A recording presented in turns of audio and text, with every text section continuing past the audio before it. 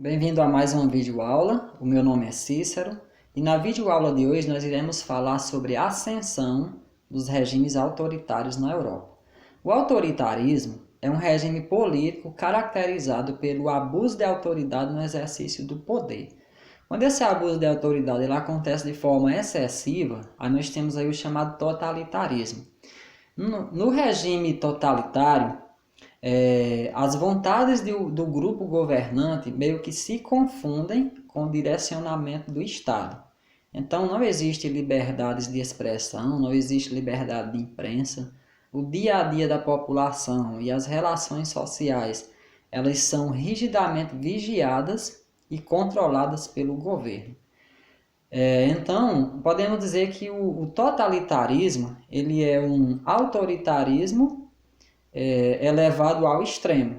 Como exemplo de regimes totalitários, nós podemos citar aí o maoísmo na China, o stalinismo na União Soviética, o nazismo na Alemanha e o fascismo na Itália.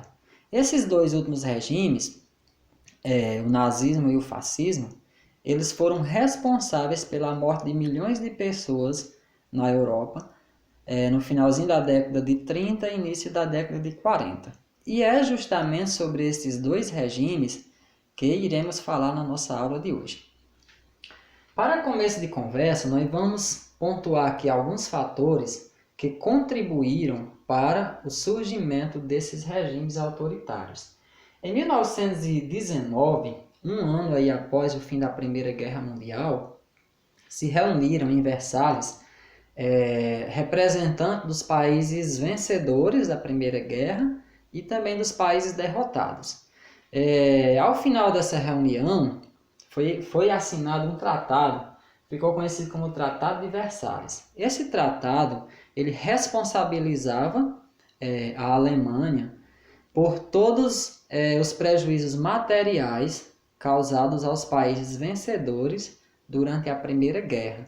Então, o Tratado de Versalhes ele foi bem desastroso para a Alemanha, uma vez que a Alemanha já se encontrava destruída aí no final com a Primeira Guerra, e agora teria que pagar toda essa dívida para com os países vencedores. Então, a Alemanha ela passou a contrair altos empréstimos com altíssimos juros, principalmente aos Estados Unidos. Com o final da Primeira Guerra Mundial, os países europeus eles ficaram destruídos. Então, os Estados Unidos foi o principal responsável por financiar a reconstrução desses países. E esse financiamento ele se deu por meio da concessão de empréstimo a juros altíssimos e também da venda de produtos, da exportação de produtos da indústria norte-americana para esses países europeus. Só que, então, a década de 20, ela foi uma década de muito desenvolvimento industrial, da indústria norte-americana, com muito desenvolvimento econômico. Só que aí no finalzinho da década de 20, os países europeus tentando se reerguer, eles passaram a adotar algumas medidas de restrições econômicas. E uma dessas medidas era a diminuição na importação de produtos norte-americanos. Então, no finalzinho da década de 20, chegou um momento que os Estados Unidos estavam só produzindo, mas sem ter mercado consumidor para consumir esses produtos. Então, o resultado disso foi a quebra da Bolsa de Nova York e o início de uma das maiores crises econômicas que o mundo capitalista já vivenciou, que foi a crise de 1929. Então, essa crise ela atingiu quase todos os países do mundo, mas principalmente, de forma mais forte mesmo, aos países da Europa, principalmente os países que ficaram destruídos aí com a Primeira Guerra Mundial.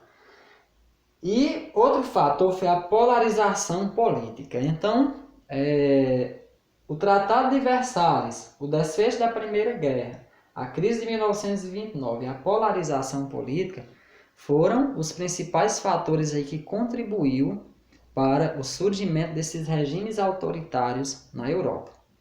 Vamos começar aqui pela Itália. Então, a Itália, com o final da Primeira Guerra, ela terminou totalmente cidades totalmente destruídas, grandes perdas materiais e humanas. Para se ter uma ideia, na Itália morreu a Itália terminou com um saldo aí de mais ou menos 500 mil mortos, 400 mil pessoas mutiladas. Então, foi um desfecho aí terrível aí da Primeira Guerra para a Itália. Então, a situação vivenciada na Itália era a seguinte: uma parte da população, principalmente composta ali por grupos operários, de pessoas desempregadas, passaram a defender a implantação de um sistema, de um regime socialista. Ao contrário dessas ideias, existia os burgueses, a classe da burguesia, que no intuito de defender o capitalismo, pregavam, ou seja, passaram a apoiar ideias de governos totalitários, de governos autoritários. Então, para essa classe, somente um governo autoritário poderia tirar ali a Itália daquela situação que eles estavam vivenciando. Então, em meio a essa polarização política, foi criado aí um grupo chamado Face de Combatimento. Isso era um grupo paramilitar, financiado pela burguesia, ou seja, pelos capitalistas, grandes comerciantes, que tinha por objetivo conter o avanço das organizações operárias que estavam se formando ali na Itália e também conter o avanço das ideias socialistas. Esse grupo era liderado por Benito Mussolini e tinha como símbolo o fácil, que era uma representação de um feixe de varas, um antigo símbolo utilizado pelos oficiais romanos da Roma Antiga, como forma de aplicação da justiça. Esse grupo paramilitar, ele deu origem a um partido político, ao Partito Nazionale Fascista, o PNF. Então, do grupo paramilitar, Face de Combatimento, se originou ali, se transformou em um partido político, o Partido Nacional Fascista, na Itália. E aí, em 1922, os fascistas eles promoveram a marcha sobre Roma. Centenas de milhares de pessoas foram às ruas da capital italiana, de Roma, e esse manifesto ele acabou que pressionando o rei italiano a ponto de o mesmo convocar, pouco tempo depois, Benito Mussolini para assumir o cargo de primeiro-ministro da Itália. E aí, a partir de então, aí o partido fascista chegava ao poder. E aí, uma vez no poder, na liderança de Benito Mussolini, os fascistas eles promoveram a extinção de partidos adversários. Então, todos os partidos adversários, aqueles que tinham tendências de esquerda, eles foram extintos. A imprensa ela passou a ser censurada, ou seja, os canais de imprensa só passaram a divulgar ali informações que fossem autorizadas pelo governo. Foi criado também uma organização militar, um órgão militar, para vigiar e punir todos os atos contrários ao governo fascista, que era a polícia política. Então, a partir daí, está instaurado o regime fascista na Itália, que durou de 1922 até 1943, quando Benito Mussolini foi morto aí em um confronto durante a Segunda Guerra Mundial. Então, durante essas 2 décadas, o fascismo esteve ao poder, pregando uma ideia de nacionalismo, de união da nação italiana. E esse nacionalismo ele era um nacionalismo extremo, a ponto de rejeitar de forma muito cruel a pessoas que pertencessem a outros povos, outras raças. Para eles, a união, ou seja, a nacionalidade alemã, ela só ocorria por meio de uma ideia de um governo autoritário.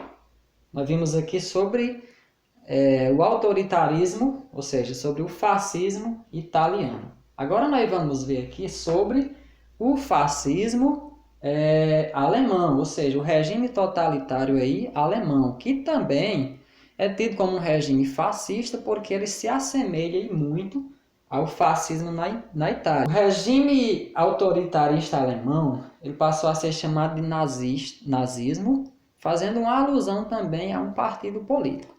Então nós vamos ver aqui, primeiro, alguns fatores que culminaram para a implantação desse regime. Então, por volta de 1918, socialistas e liberais eles conduziram uma revolução republicana na Alemanha, que culminou com a instalação de um governo republicano, a chamada República de Weimar, em 1918.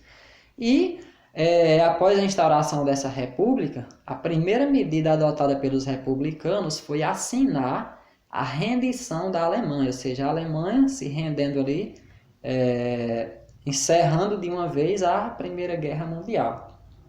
Só que a República de Weimar, ela passou a enfrentar muitos problemas. O primeiro problema era a pesada dívida que tinha com os Estados Unidos, dos empréstimos contraídos aí para pagar lá as parcelas impostas pelo Tratado de Versalhes. Tinha também os problemas sociais e a forte reação da burguesia, ou seja, a Alemanha passava por uma forte tensão social, por uma polarização política, digamos assim.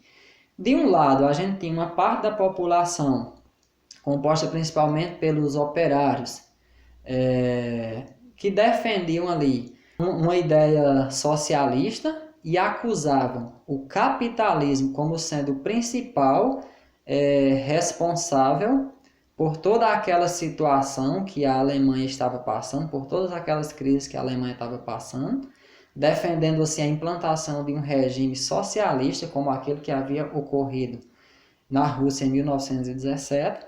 E do outro lado a gente tinha a burguesia, que não queria perder de jeito nenhum o seu posto de classe mais poderosa da sociedade, que defendia o capitalismo e que defendiam também que somente um regime, um governo autoritário seria capaz de tirar a Alemanha daquela situação que ele estava vivenciando. Então, em meio a essa polarização política, surgiu o Partido Nacional dos Trabalhadores Alemães, o nazismo, em 1920. Então, esse partido, fundado em 1920, tinha como principal líder Adolf Hitler e tinha como principal propósito e principal objetivo destruir inimigos internos e externos da Alemanha. Quem eram os inimigos internos da Alemanha?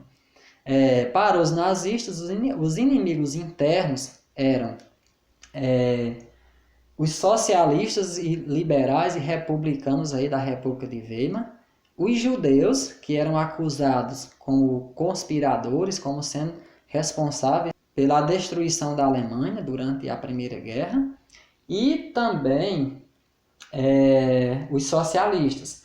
E como inimigos externos, nós podemos citar aí as potências que impuseram à Alemanha o Tratado de Versalhes, que eram os Estados Unidos, a França e também a Grã-Bretanha. Então esses aí seriam os inimigos do partido nazista. A partir da crise econômica de 1929, os socialistas eles passaram a ganhar força, ou seja, a partir de 1929 foi crescendo ainda mais o número de pessoas que defendiam o socialismo, foi crescendo mais ainda o número de pessoas que participavam das organizações operárias, e do outro lado foi crescendo também o poder do partido nazista, com o seu discurso aí nacionalista que pregava a superioridade da raça ariana, povos altos, loiros e de olhos azuis. Então, para os nazistas, a raça alemã, ou seja, a raça pura,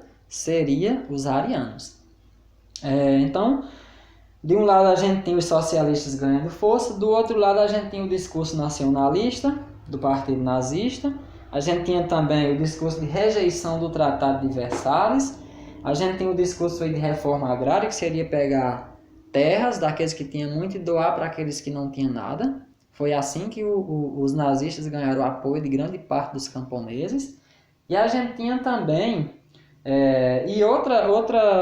outro discurso também seria o da participação dos trabalhadores, dos operários, nos lucros da empresa. Foi assim que o Partido Nazista ganhou grande apoio também em meio à classe proletariada. Certo? Em 1923, os nazistas eles armaram um golpe para tomar o poder de uma região da Alemanha, se eu não me engano, da Bavária. Só que esse golpe ele foi fracassado, acabou com a prisão dos seus líderes. Então Hitler ele acabou sendo preso e durante o período que ele esteve na cadeia, ele escreveu um livro que se tornou a base da ideologia nazista. Esse livro é chamado de Mein Kampf, ou Minha Luta, no qual Hitler expunha todo o seu desejo de líder, todo o seu sentimento racista às pessoas que não eram arianas. Então esse livro, essas ideias de Hitler, se tornou a base aí do ideário nazista. Após muitas tentativas aí de chegar ao poder, em 1932 o Partido Nazista conseguiu se eleger para o parlamento alemão e um ano após, aí, por volta de 1933, o presidente alemão, Hindenburg, acabou que convidando Hitler para assumir o cargo de chanceler alemão. Então, uma vez sendo chanceler alemão, Hitler tratou de adotar algumas medidas para que o seu partido, para que o nazismo se isolasse no poder. Os nazistas mandaram incendiar o prédio do Reichstag, o prédio do governo, e culpou os adversários por isso. Isso foi um pretexto que ele arrumou para fechar todos os partidos de esquerda e prender todos os líderes socialistas, se isolando assim no poder. Uma vez no poder, os nazistas passaram a colocar em prática todo aquele sentimento ali, toda aquela ideologia que girava em torno do partido nazista. E fazia parte dessa ideologia a questão da aversão aos judeus, que era o preconceito racial, e o desejo de construir a grande raça alemã, a grande raça ariana. E aí fazia parte dessa ideologia o chamado pan-germanismo, fazendo uma referência aí aos povos germânicos, que foram os povos que deu origem à nação alemã. Por meio dessa ideia do pan-germanismo, os arianos, que era a raça superior, deveria dominar todo o território habitado por arianos para que se formasse a grande nação ariana. Aí justifica dessa forma a invasão da Polônia feita por Hitler em 1º de setembro de 1939, dando início à Segunda Guerra. Esse ato aí ele fez parte desse ideário aqui, do pan-germanismo, que era de dominar um território ali habitado pelos arianos para incorporar a Alemanha e formar ali a grande nação ariana. Juntamente com esse desejo, tinha também a ideia do espaço vital. Para os arianos, raça no qual Hitler pertencia, os povos inferiores eles deveriam disponibilizar de território suficiente onde os arianos pudessem se desenvolver plenamente e viver tranquilos, em harmonia. E esse território, para os nazistas, correspondia ao território russo. Daí, a grande ambição aí de Hitler em invadir o território russo aí durante a Segunda Guerra Mundial. Um dos principais inimigos, como eu citei anteriormente aqui, dos nazistas, eram os judeus. Então, os judeus eles foram perseguidos e mortos. Milhões de judeus foram mortos. Para se ter uma ideia, só no finalzinho aí da década de 30, início da década de 40, foram mortos aí cerca de 6 milhões de judeus aí em campos de extermínios. Então, Hitler, os nazistas, eles passaram a perseguir pessoas que habitavam na Alemanha, só que não pertencessem à raça ariana. Passaram a perseguir os judeus, passaram a perseguir também deficientes, os próprios arianos, mas que fosse deficiente, tivesse algum problema mental, eles eram perseguidos e mortos, para que se formasse uma raça pura, a raça ariana. Isso era o principal desejo de Adolf Hitler. Tanto a ideologia nazista como a ideologia fascista eram ideologias semelhantes, e essas ideologias elas acabaram culminando aí com o surgimento da Segunda Guerra Mundial. Então a Segunda Guerra Mundial começa justamente com os nazistas invadindo território com apoio do fascismo italiano, certo? Então, por hoje é só. Tchau e até a nossa próxima videoaula.